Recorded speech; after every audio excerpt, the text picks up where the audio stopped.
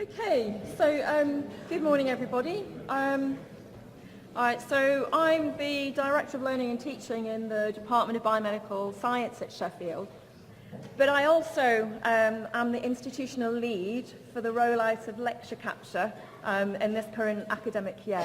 I have to say, when they asked me to be the institutional lead, I said yes, and then I paused and thought about it and thought, oh gosh, what have I taken on here? Because like at York, we did have a certain amount of resistance to the use of lecture capture. And what I'd like to do this morning is talk a little bit about what we've done at Sheffield, which is a very different approach to York, and how we resolved some of the issues that staff had. And then I'll talk a little bit about some of the work that I've been doing with the students in my department in terms of how it has benefited them having lecture capture in my sessions. So at Sheffield this year, we've implemented an opt-out policy on lecture capture. And unlike York, this is an institutional rollout. So we've got an institutional policy that I took the lead on developing and rolling out. And this policy basically means that departments can have sessions that are opted out of the lecture capture, although they are expected to record reasons for this, and those reasons do need to be authorised by the head of department or the Director of Learning and Teaching at departmental level. And there's all sorts of different reasons why staff have opted out, and they're absolutely valid. Of course, staff, when we talked about having this policy put in place, had the usual concerns. If we record my lectures, the students won't turn up. Our students won't do as well in assessments. And actually, in terms of the research that's out there, in terms of attendance, there's no or minor correlation. I have to say there's a little bit of a mixed picture at Sheffield this year. We have some staff that have said, no difference, attendance is exactly the same, and I'm one of those. I haven't seen a difference at all in the years I've been using lecture capture. But there have been some academic staff and departments that have raised attendance as an issue. So I think the attendance thing is still out there. It's still one of the main concerns. And I think there's no single answer to it. I think it is just a very mixed picture. And it really depends on the subject. I think to a certain extent it probably depends on the academic member of staff as well. If you make your lectures nice and engaging, the students will turn up. If you're not very engaging, they're perhaps less likely to turn up. And I'm not necessarily going to say that across the board at the University of Sheffield to my academic colleagues. In terms of assessment, again, it's a little bit mixed, but I've got some evidence I'll show you today that certainly in my sessions there is a benefit to the students in terms of their attainment.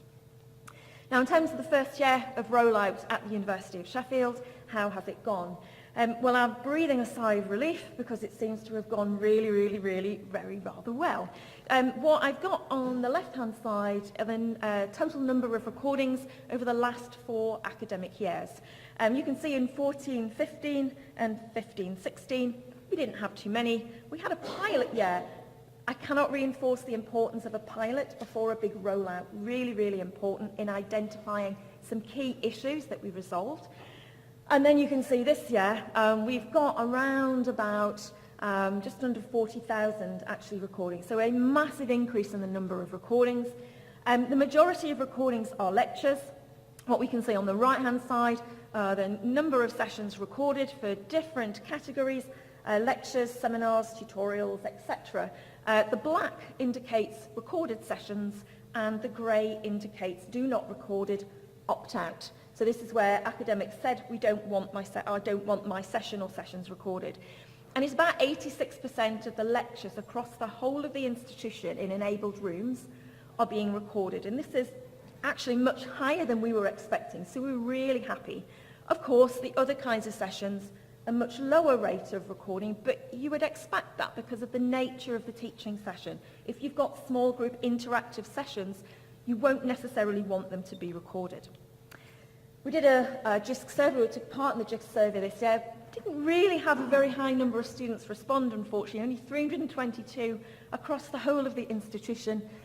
This is the first year we've done it. It's not something our students normally do, but it just shows a range of activities that the students are using lecture capture for, which includes revision, replacing a class if they've been ill or they've been to an interview, helping them write their lecture notes, improving their understanding, and managing their workload better. So this is something that we might not expect them to be using the lecture captures for, but they're using them in a way that helps them manage their workload. We know that students have got other demands on their time. Lots of them work, and they're using the captures to help them manage their workload across the board. So that's a little bit about what we've been doing at Sheffield. I will show you a few extra pieces of information that I will incorporate into some of the work that I've been doing. So I personally have been using lecture capture for 5 years. I have a confession. The first year I used it, I really wasn't sold on the idea. I used it because I had word through the grapevine that lecture capture was coming at the University of Sheffield, and I was quite keen to get on board early, so I was quite sceptical. But after the first year, that changed my mind, and I'm a real advocate for the use of lecture capture now. So the first thing I want to flag with you is how the students are using it. So what we've got here is the total of students on the module in the 2014 academic year versus the 2018. And what I'm showing you is the percentage use. So the first year I had lecture capture, in all of my modules, I had about half of the students using it. And that's actually what we've seen at an institutional level this year at Sheffield as we've rolled it out. And this year, across my modules, I'm showing you the module where I've got the evidence in terms of attainment, but across all of my modules, it's high, it's 97%. And in biomedical science, this is the 3rd year that we have been using a global rollout of lecture capture in our sessions. So my first take-home message is that actually the more embedded in the learning and teaching environment lecture capture is, the more the students use it, so they get used to using it. I've popped some information on attendance.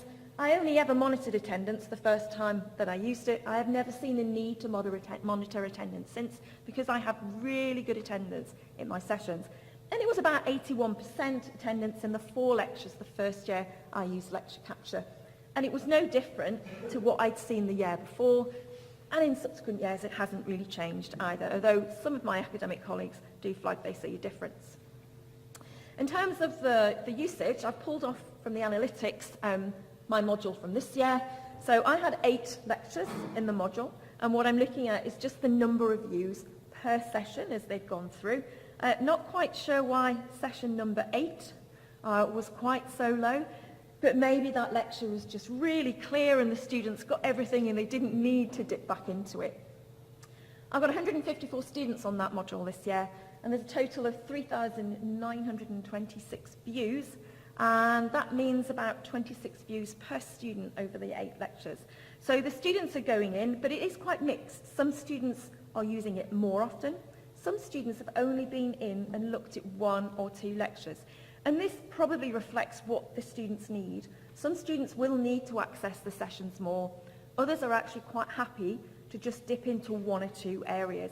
And that's not unexpected. Students learn in different ways. They have different requirements and support needs. So we'd expect a variation in their use.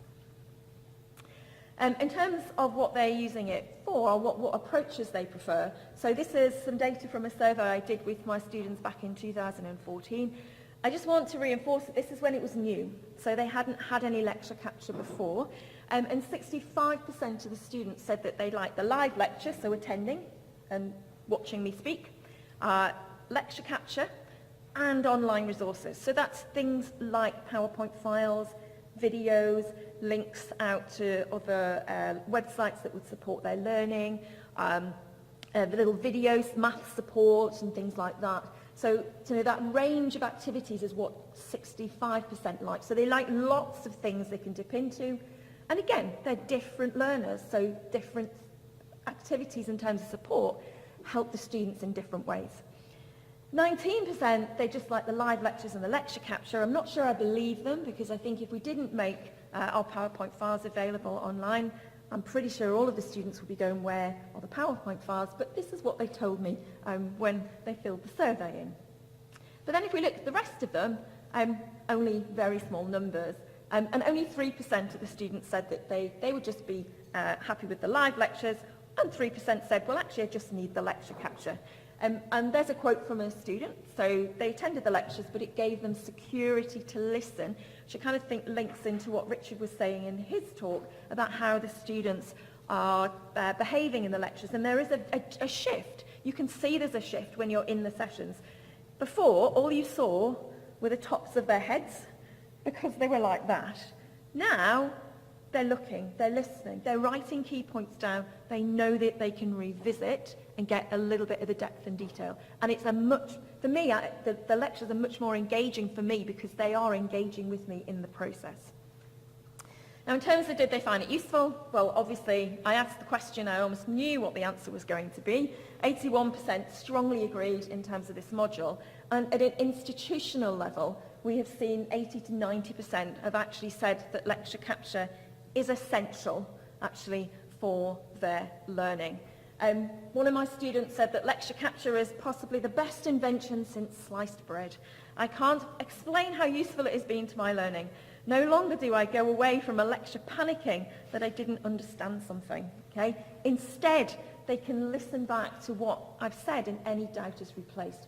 I'm a firm believer in challenging my students, so particularly in my final year modules, I really push them hard in terms of quite challenging concepts. And it's actually, I can see a real benefit that they can go back and listen, because I don't expect them to get everything in the lecture. I expect them to have some aspects they struggle with, and it's great they can go back and that can help them with everything else they're doing in terms of getting to grips with the content. So again, how did my students in my module use lecture capture? So 89% to help with the bits that they didn't understand, and this fits with how lots of students are using lecture capture. They're going in the same day or the day or 2 days afterwards, and they're dipping into the parts that they didn't understand.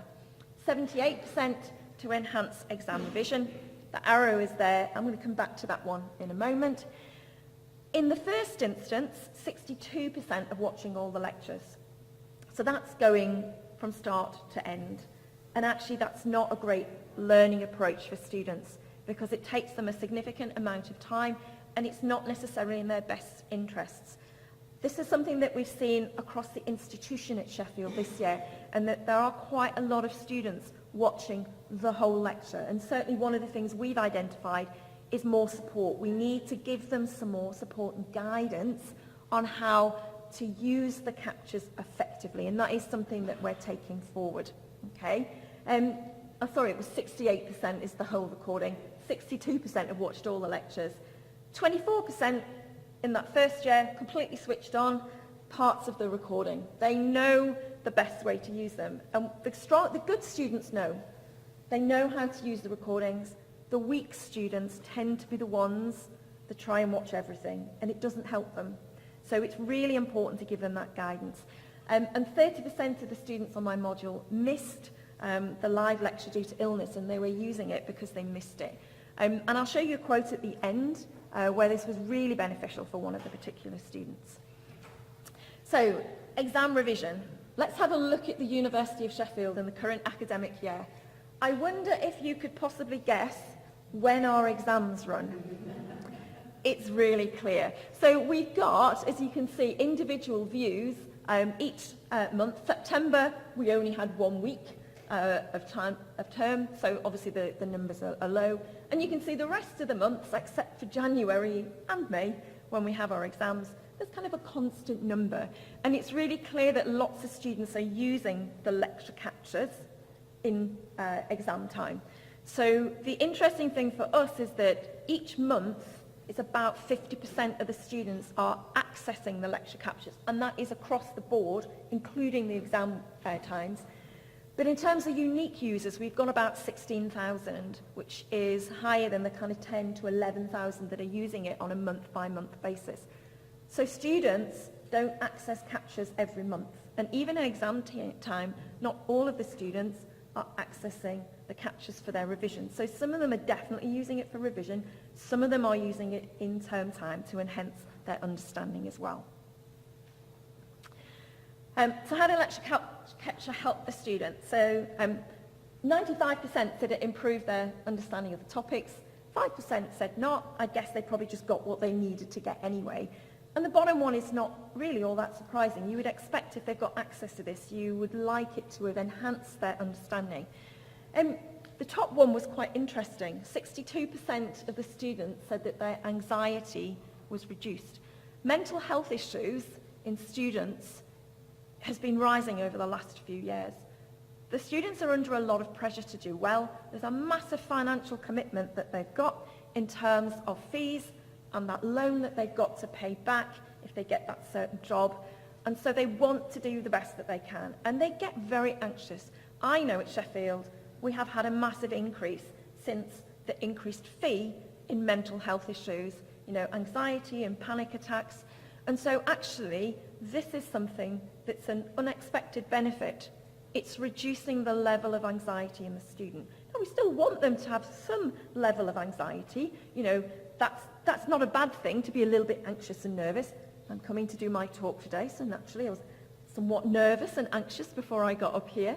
That's fine. But what I've seen in my modules is the number of really, really anxious students has gone down. So this is an unexpected benefit. And here's another benefit as well.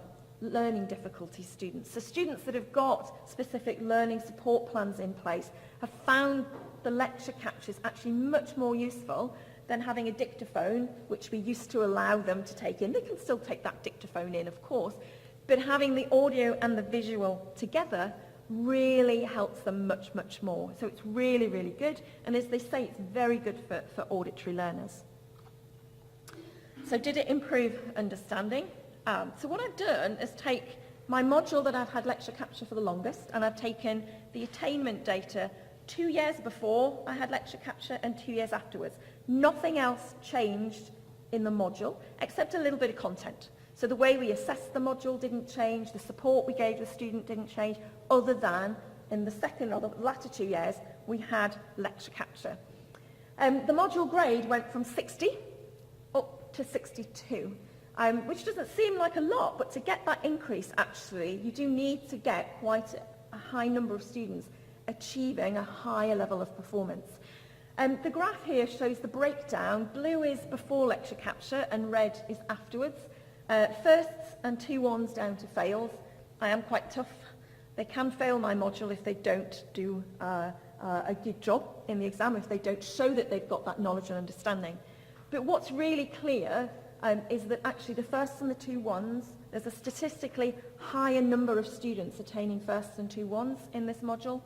And in terms of 2-2s and thirds and passes, there are fewer students. Now, I don't see this for all of my modules. This is a final year module, and this is where I do see it. In a level 2 module, there's no difference. So I think it very much depends on the kind of session and the content that you've got in there. Now, I'm watching the time because at 12 o'clock I have to stop for the silence. So what are we on? Are we just about at 12? So I'm going to, this is unusual, I'm going to stop now, and I'm going to, when we get to 12, I'm going to do the 72 or 73, 72. Second silence. So how long are we until 12? It's hard to judge. Mine says it's almost there. So while we're waiting, perhaps you could have a think about some questions that you might want to ask me. And then I've got just 2 slides to finish at the end. So I'm going to do, let me just go on to my stopwatch. And Michael, I think we start now, please.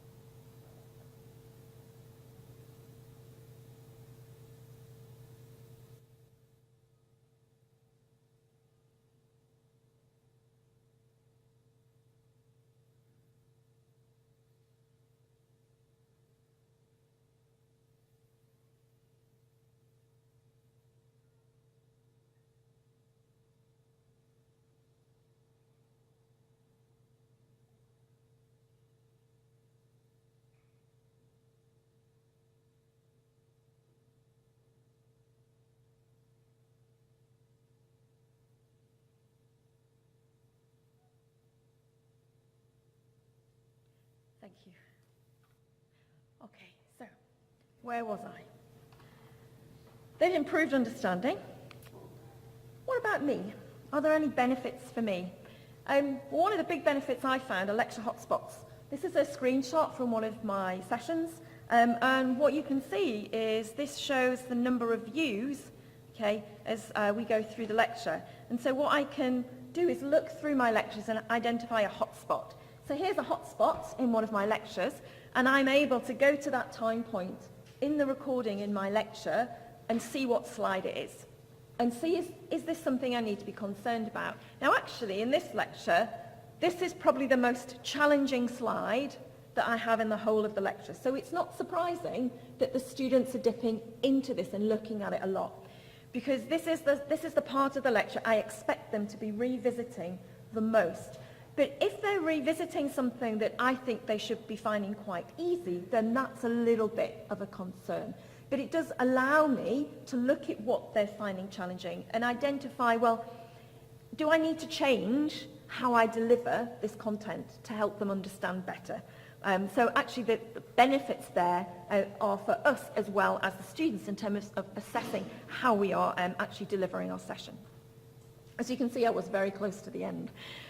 So just to summarise, so the data I've shown you supports the idea that lecture capture enhances student attainment, and that's direct data from that module, therefore enhances the student learning, reduces student anxiety, but also has unexpected benefits for staff as well.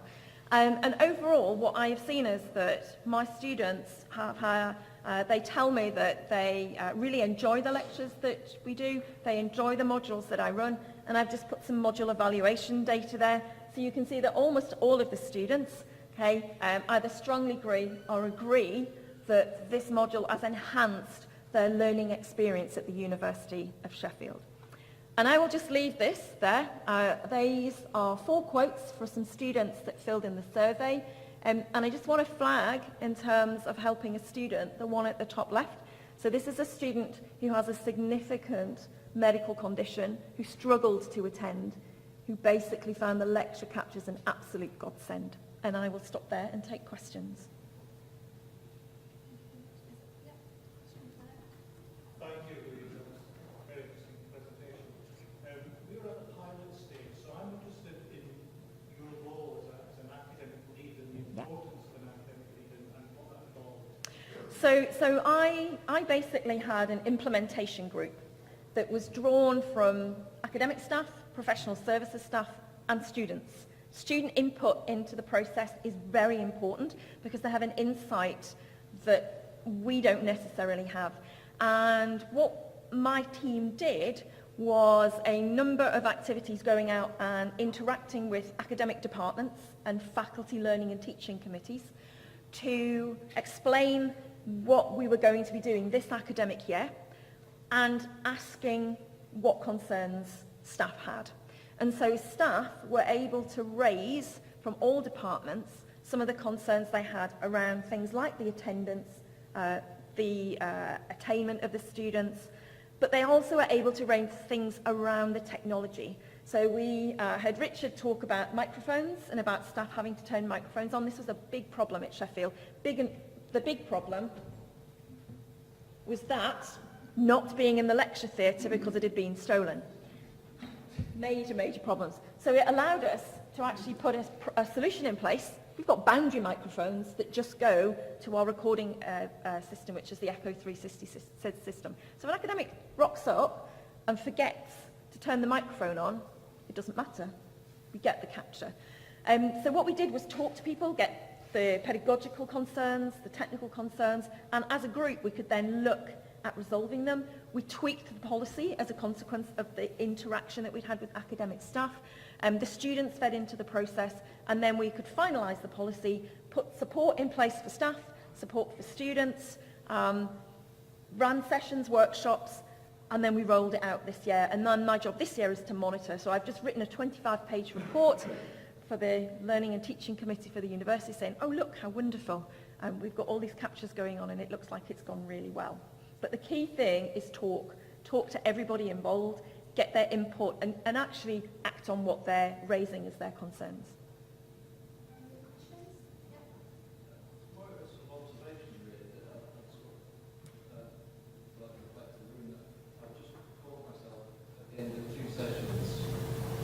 writing notes about the fact that this sort of technology is not jamming to furiously write notes. On the end, it doesn't really do that. Well, funny enough, I also furiously wrote notes for Richard's talk as well. I think, in terms of students, it depends on the student. So it's really clear that some students are still writing lots and lots and lots and lots of notes. It's also clear that some students are writing less. And you've got that engagement. I mean, it's much better engaging with eyes than the tops of heads. And even if you're just doing a traditional lecture, you just feel that the students are engaging, in that process, and they're listening. The other thing that I didn't say in the talk that I've seen from using lecture capture is actually the kinds of questions I get after the session are completely different. So instead of getting questions asking about understanding of some of the basics, because they're getting that by looking at the capture, they're emailing me much more insightful questions. So they're actually showing me that because they've nailed the basics already, they're able to go much more in depth in the topic and actually come up with some really, really challenging questions for me sometimes. But it really shows me that they've got the kind of the message from the lecture, and then they've taken it that little bit further. So they change in terms of what they ask you.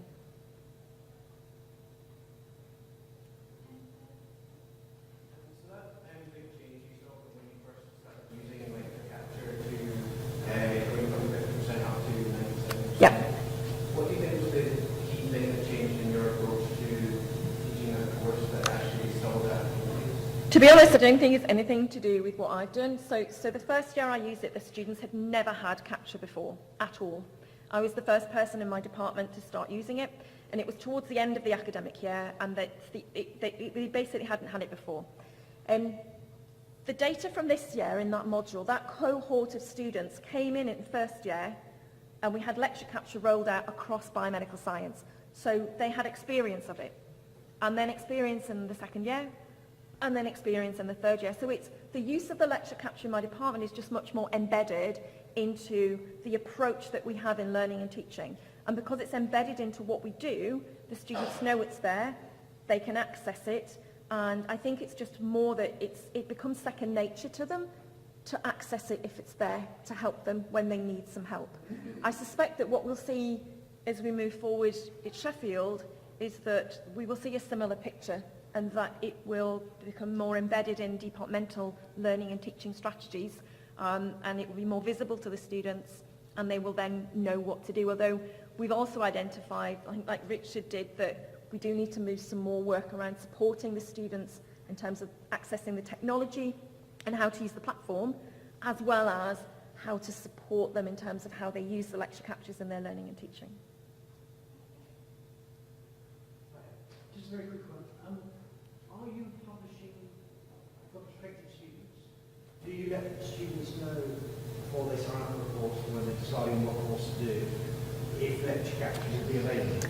So the key thing is managing student expectations. So one of the things that I reinforce with all of the directors of learning and teaching for every single department and all of the faculty directors of learning and teaching is that if you're not recording anything, you must manage your student expectations. So what we tell the academic staff to do, so first they have to have approval for opt-out, but assuming that's approved at departmental level, is to have a statement in their handbook which explains to the students what is and is not going to be recorded. So in my department there are two modules where we don't automatically publish. One, we don't record anything at all because it's research material and it's research confidentiality, and so we don't record anything, but we tell the students, and they are fine with that as long as you tell them.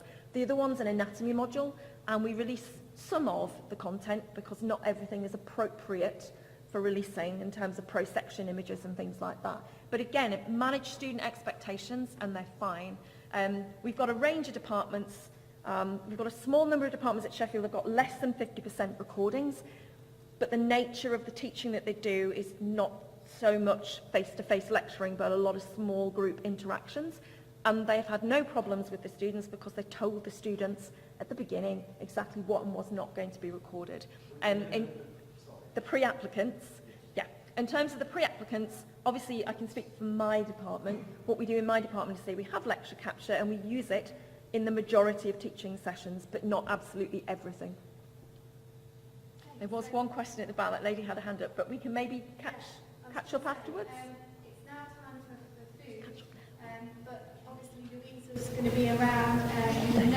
parts of today, so we'll be able to answer any of the questions that you might have. So yeah, the food and the lunch is